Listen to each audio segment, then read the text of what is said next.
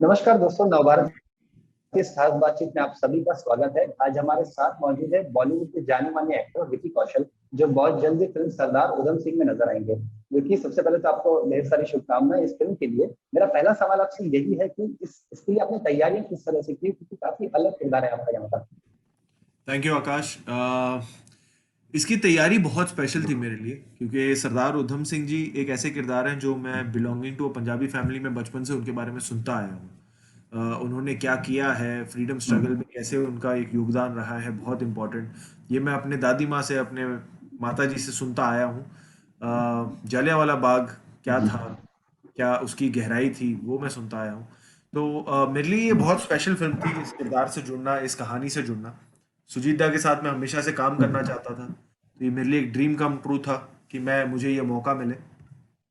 जब इसकी तैयारी की बात आई तो एक फिजिकल तैयारी थी, एक मेंटल तैयारी थी।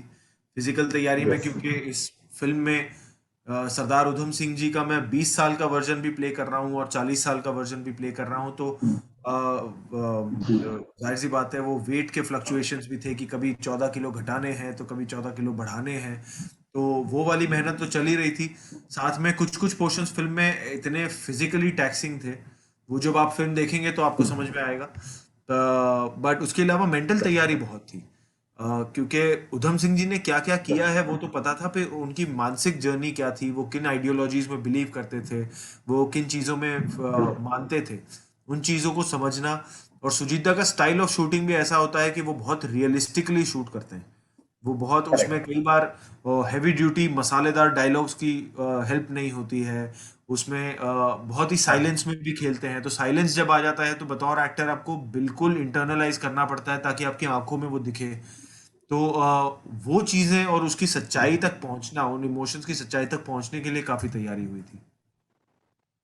यस। तो जब आपको इस फिल्म के लिए इसके लिए ऑफर किया गया था, तो किस तरह का आपका रिएक्शन था? क्योंकि जैसे आपने बताया कि बचपन से ही कहीं ना कहीं आपको एक दिलचस्पी थी इनकी कहानी में।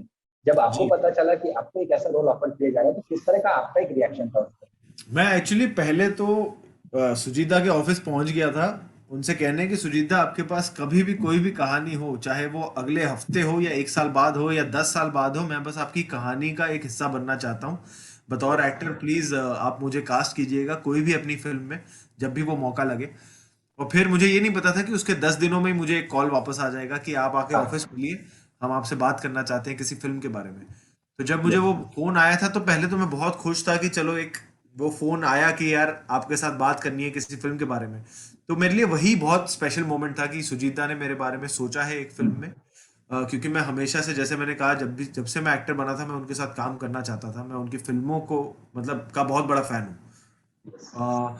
उसके बाद में जब मैं हम ऑफिस में वहां बैठे थे और उन्होंने सरदार उधम सिंह जी के बारे में बात करना शुरू किया, फिर तो मेरे मतलब खुशी का ठिकाना ही नहीं था। मुझे मुझे लगा था ये एक तो क्रांतिकारी का रोल प्ले करना, ये अपॉर्चुनिटी हर एक्टर के लिए यस। लाइफ में एक ही बार आती है।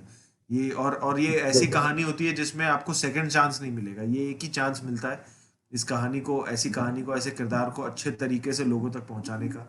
तो मैं बड़ा खुश था कि जिन डायरेक्टर के साथ मुझे काम करने की इतनी तमन्ना थी, उनके साथ मुझे काम करने का मौका मिल रहा है, वो भी ऐसे किरदार का जो जो शायद ही लाइफ में एक ही बार तुम्हें मिलता है। तो बहुत ही स्पेशल था वो टाइम।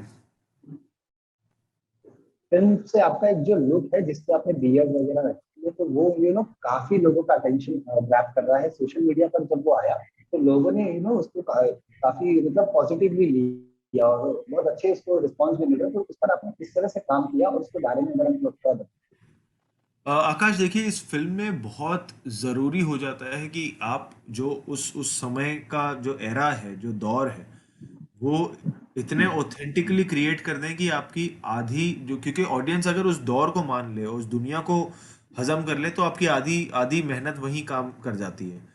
क्योंकि आप अगर ऑडियंस को 1930 में पहुंचा दे, फिर वो 1930 में क्या कहानी थी उसको जानने के लिए एक्साइटेड होंगे।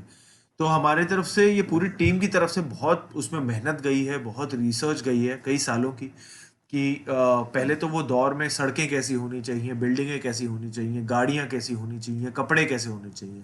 वो जब हो गया तो फिर लुक टेस्ट की बात हुई कि ये किरदार का लुक कैसा होना चाहिए। यस। और लुक में भी कई टीम थी, जैसे मेरे प्रोस्थेटिक में एक रशियन टेक्नीशियन थे, एक स्वीडिश टेक्नीशियन थी, इंडियन टीम थी, जो सब मिलकर एक मेरे फेस पे वो दाढ़ी हो या मेकअप हो या वो चोटें, वो स्कार्स हो, चोट हो, वो सारी चीजें मिलाकर वो, क्योंकि हमारा पूरा इतनी मेहनत थी कि हम जो भी करें फिल्म में वो बिल्कुल ऑथेंटिक लगना चाहिए। वो कहीं भी लोग ये ना कहें कि यार ये नकली लग रहा है, ये बिलीव नहीं कर पा रहे हम। क्योंकि एक ये भी था कि आजकल फिल्में जो ऑडियंस देख रही है वो सारी इंटरनेशनल लेवल की फिल्में देख रही है। और जब इंटरनेशनल लेवल की बिल्कुल। फिल्में ऐसी बनती हैं तो लोग हमेशा अप्रिशिएट करते हैं कि यार उनके ऑथेंटिसिटी बड़ी कमाल होती है। जिन पे वो बायोपिक बनाते हैं, वो जो एक्टर होता है वो बिल्कुल जो बायोपिक का जो इंसान होता है उससे बिल्कुल हूबहू वैसे ही दिखने वाला होता है।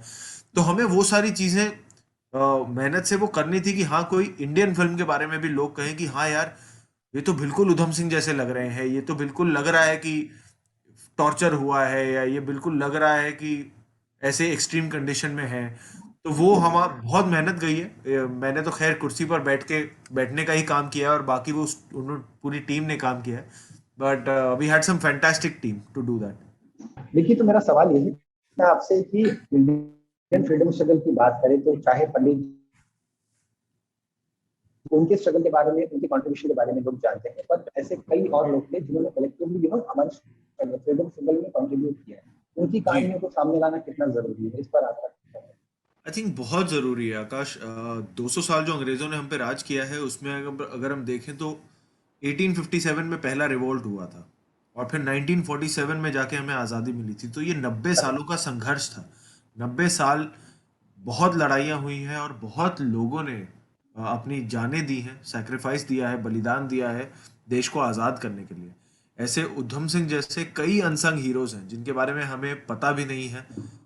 बिल्कुल वो कहानियाँ कहीं ना कहीं हमारे हिस्ट्री में दबी हुई हैं। तो हमारे लिए बहुत ज़रूरी है कि ये जानना कि आज जो हम एक फ्री डेमोक्रेटिक कंट्री में बैठे हैं, जो हम राइट्स एंजॉय करते हैं, वो राइट्स कितनी संघर्ष से, कितने लोगों के बलिदान से आया हुआ है, और वो किस तरीके के बलिदान थे। सो बहुत ज़रूरी है। Like hello. मुझे ये पता लगा था कि रोनी लहिरी जी जो हमारे प्रोड्यूसर है वो बता रहे थे कि क्योंकि वो हिस्ट्री स्टूडेंट रहे हैं, वो बता रहे थे जो ऑशविट्स के कैंप्स हैं, उसके बाहर एक लिखा हुआ है कि अ, जो लोग अपना इतिहास नहीं जानते वो इतिहास की गलतियों को वो दोहरा सकते हैं। तो I think it's very important हमें कि हम अपने इतिहास को जानें, और इतिहास में क्या क्या हुआ है उससे सबक सीखकर हम अपने प्रेजेंट को और खूबसूरत बनाएं। देखिए, हाँ, देखिए, आपके करियर की अगर बात करें तो पेट्रियोटिक फिल्मों की और आपका रुझान काफी बड़ा है, ऐसा लगता है। उरी में आपने काम किया, उसके बाद में सरदार उधम सिंह आई है, इसके बाद सैम बहादुर पर भी आप काम कर रहे हैं। तो क्या ये कह सकते हैं कि विक्की का जो है देशभक्ति फिल्मों की और रुझान कहीं ना कहीं बढ़ रहा है? आप कह सकते हैं, अगर आपको ऐसा लगे तो आप बिल्कुल कह सकते हैं, पर मैं हर तरीके की फिल्मों फिल्मों का हिस्सा बन रहा हूँ। अभी आप आने वाले टाइम में देखेंगे, इस साल ही मैंने 2 पिक्चरें खत्म की हैं। वो बिल्कुल ही हाँ। कॉमेडी स्पेस में है। उनमें गाने हैं, परिवार, और बिल्कुल मसालेदार अच्छी पिक्चरें हैं। तो वो भी आप देखेंगे। तो आई थिंक मैं हर किस्म की पिक्चरें करूंगा, but I I take full pride in being a part of films which kind of जो हमारे देश की मतलब पेट्रियटिज्म के बारे में हो या अनसंग हीरोज के बारे में हो। तो वो मौके तो मैं कभी छोड़ूंगा नहीं अगर वो यस। मेरी तरफ आए, क्योंकि वो कहानियां बहुत ज़रूरी हैं। But otherwise as an actor मैं कोशिश कर रहा हूँ कि हर तरीके की कहानी, हर तरीके की दुनिया में जाने का मौका मिले मुझे। यस। यस। देखिए, सरदार उधम सिंह की बात करें तो अभी बहुत जल्द सिनेमा घर खुलने वाले हैं। तो आपको नहीं लगता कि ये फिल्म जो इतने बड़े स्केल पर बनाई गई है, इससे पहले सिनेमा घरों में रिलीज होना चाहिए था? इस पर आपकी क्या प्रतिक्रिया? नहीं, देखिए, ये पहले तो प्रेरोगेटिव तो प्रोड्यूसर और डायरेक्टर का होता है कि पिक्चर का पिक्चर जी। कहाँ आनी चाहिए, कैसे आनी चाहिए, कैसे बननी चाहिए। तो एक्टर तो महज उस प्रोसेस का एक हिस्सा बनता है। ये फिल्म भी मतलब जब बनी थी और बन के भी फिर बहुत समय तक इसका पोस्ट प्रोडक्शन चलता रहा। फिर एक समय के बाद यस। क्या है, उसमें बहुत सारी लॉजिस्टिकल चीज़ें होती हैं विच मेक्स यू डिसाइड कि आपको किस तरीके से फिल्म को दर्शकों तक पहुंचाना है। यस। तो ये पूरा जो प्रेरोगेटिव होता है वो डायरेक्टर और प्रोड्यूसर का होता है। बहुत अच्छी बात है कि थिएटर खुलने वाले हैं, क्योंकि लोगों में वो भी विश्वास दिलाना कि अब चीज़ें नॉर्मल हो रही हैं, वो बहुत ज़रूरी है इसके लिए। तो I think we are heading to a beautiful phase where जहाँ पे ओटीटी और थिएटर्स दोनों साथ में मिलकर चलेंगे, और ये ऑडियंस के पास एक एक होता है ना मेन्यू कार्ड में एक नया डिश आ गया है कि अगर आप ये भी करेक्ट। खाना खाना चाहें तो ये बिल्कुल आपके पास है। तो ये बहुत खूबसूरत फेस चल रहा है। बाकी अगर मुझे ये मेरा ये मानना है, पिक्चर अगर अच्छी है तो लोग अभी उस दौर में है कि चाहे वो ओटीटी आए या सिनेमा में आए, लोग उसे एंजॉय जरूर करेंगे। करेक्ट। देखिए, मेरा एक आखिरी सवाल आपसे ये रहा कि आपके पिता जो है वो भी फिल्मों में स्टंटमैन की तरह काम कर चुके हैं, एक्शन डायरेक्टर भी रहे हैं। आपके करियर में कितनी मदद मिली आपको उनसे और कितना उन्होंने आपको गाइड किया?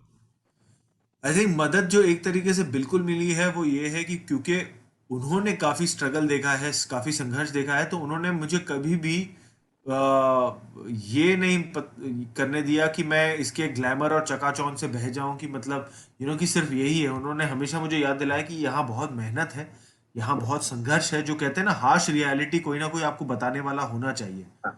तो ताकि आप ग्राउंडेड रहें, ताकि आप अपना क्या कहते हैं, जो रियलिटी है उससे जुड़े रहें। तो आई थिंक वो मेरे पापा थे, क्योंकि उन्होंने वो संघर्ष देखा है।